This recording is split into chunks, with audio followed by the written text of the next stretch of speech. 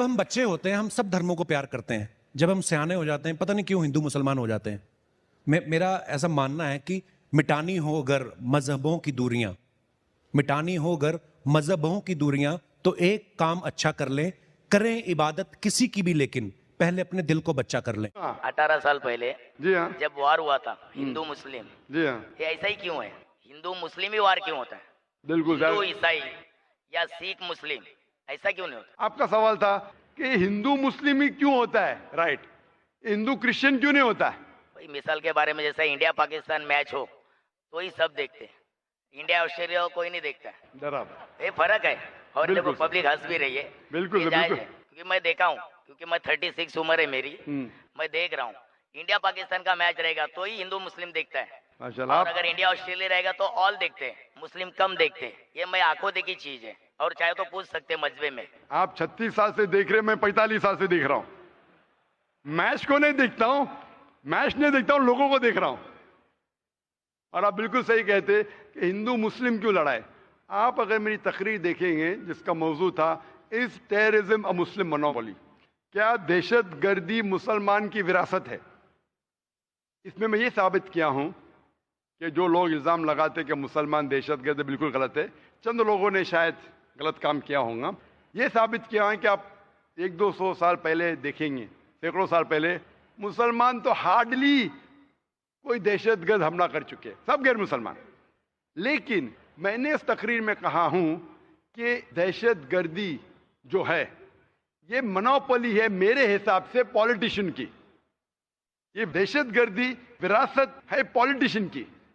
क्यों? क्योंकि पॉलिटिशियन चाहते वोट बैंक, वोट बैंक चाहते। अगर मुझे वोट चाहिए तो क्या करूं मैं? एक ऐसा माहौल पैदा करूं कि वोट डिवाइड हो। आप जानते हैं कितने राइट्स हुए बॉम्बे में, गुजरात में, बाबरी मस्जिद की। मेरे हिसाब से ये राइट्स की जरूरत ही नहीं। मेरे हिसाब से मुसलमान आम तौर पे इस देश में मुसलमान और हिंदू अल्हम्दुलिल्लाह सुम्मा अल्हम्दुलिल्लाह अमन के साथ रह सकते, रहते थे, रह सकते हैं। लेकिन ये पॉलिटिशियन लोग वो चाहते वोट बैंक, और वोट बैंक के लिए वो किसी को भी बेच सकते, अपने धर्म को भी, अपने खुदा को भी। ये बात सही है। कोई भी पॉलिटिशियन हो, कोई भी मजहब का हो, सबको बेच सकते हैं। थोड़ा सैक्रिफाइस करेंगे 5%, सीट जा रही है, सबको बेचेंगे, सबको। और आप देखते हैं इस देश हिंदुस्तान में सबसे ज्यादा मजहब की बुनियाद पे अगर दंगा फसाद होता है वो हिंदुस्तान है। क्यों? क्योंकि हमें 60 साल पहले ब्रिटिश अंग्रेज हम पे हुकूमत करते थे। किस तरीके से? उनकी एक पॉलिसी थी divide and rule, divide and rule. अंग्रेज तो चले गए, अपनी पॉलिसी छोड़ गए पीछे। तो हमारे हिंदुस्तान के पॉलिटिशियन भी वही पॉलिसी को इख्तियार कर रहे, डिवाइड एंड रूल। डिवाइड करो, वोट बैंक हासिल करो और रूल करो। अरे बाबरी मस्जिद इशू ही नहीं था, क्या इशू है? इशू था ही नहीं, पॉलिटिशियनों ने इशू बनाया। कोई जानता ही नहीं था बाबरी मस्जिद के बारे में, पहले चंद लोग जानते, इशू बनाया वोट बैंक को। और इसका मैंने डिटेल में किया हूं तकरीर। ये पॉलिटिशियन लोग भड़काते हैं आम पब्लिक को। आम पब्लिक अमन चाहती है, वो चाहती, उसको क्या मिलेगा दंगा फसाद करके? लेकिन इन लोगों को भड़काते हैं पॉलिटिशियन लोग। पुलिस चाहे तो इसे रोक सकती है, वो भी सोचती है कि अगर मैं रोकूंगा पॉलिटिशियन मुझे ट्रांसफर कर लेगा, वो भी नहीं रोकती। हम अगर इनके भड़कावे में नहीं आएंगे, इंशाअल्लाह इंशाअल्लाह हिंदू मुस्लिम दंगा फसाद होएगा ही नहीं। आप मुझे बोलो, इतने बड़े मजमे में लाख से ज्यादा लोग हैं, क्या आपको डर लग रहा है? क्या डर है? कौन आपको मारेगा? कुछ नहीं, बिल्कुल नहीं। माशाअल्लाह, इतने लोग।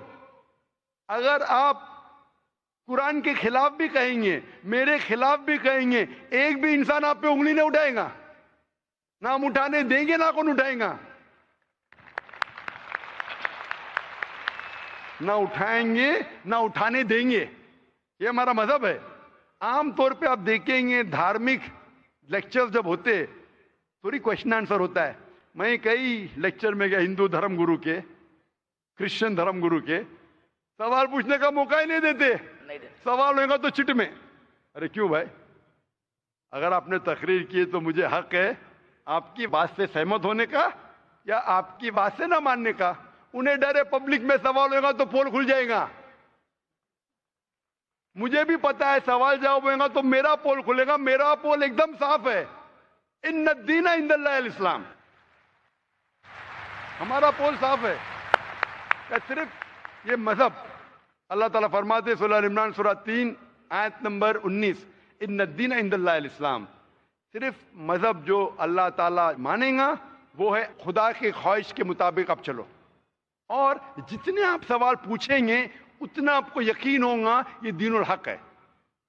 और हमारे IRF में भी, हमारे इतने मजमे में,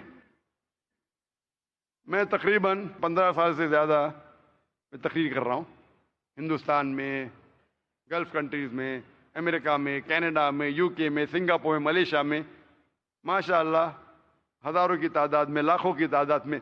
कभी भी एक बार भी किसी ने, किसी मुस्लिम ने एक भी गैर मुस्लिम का कॉलर भी नहीं पकड़ा। कई गैर मुसलमान ने मुझे गाली दी, कुरान के खिलाफ कहा। हमने कोशिश की कि उसकी गलतफहमी को दूर करें। कई लोग आप देखेंगे दुबई में इतना भड़क के सवाल किए, मैं सवाल का जवाब देते गया, सवाल किए जवाब दिया, मैं सवाल किए जवाब, इतना बढ़ के आखिर में इस्लाम कबूल किया। दुबई शहर में हालांकि मुसलमान मुल्क है, कभी भी बड़े मजमे में 30,000 का मजमा था, वो दुबई UAE का सबसे बड़ा मजमा था, सबसे बड़ा मजमा था। कभी भी पब्लिक में किसने शादा नहीं दिया। तो जो लोग खिलाफ है हम अमन से जवाब देते, वो माने या ना माने, और ये नहीं हम कहते कि आपको मानना ही पड़ेगा, हम कोशिश करेंगे हिकमत के साथ जवाब दे। तो ये जो दंगे फसाद हो रहे पॉलिटिशियन की वजह से, हम अगर अहद ले कि पॉलिटिशियन जो भड़काते हैं उनके भड़कावे में ना आए, इंशाअल्लाह अमन रहेगा।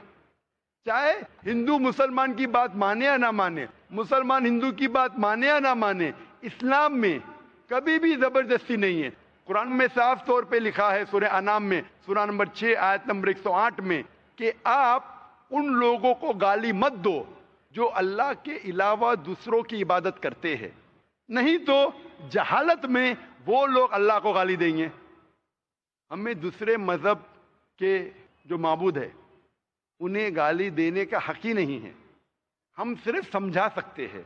तो मेरे हिसाब से ये टेररिज्म, ये दंगा फसाद की अक्सर मतलब 99% मेरे मुताबिक है पॉलिटिशियंस, चाहे अमेरिका में हो, चाहे UK में हो, चाहे इंडिया में हो। अगर हम इनके बहकावे में नहीं आएंगे, ऐसे पॉलिटिशियन पैदा होंगे, आप ऐसा एक माहौल पैदा करो, हक पे तो हम वोट देंगे नहीं तो नहीं देंगे।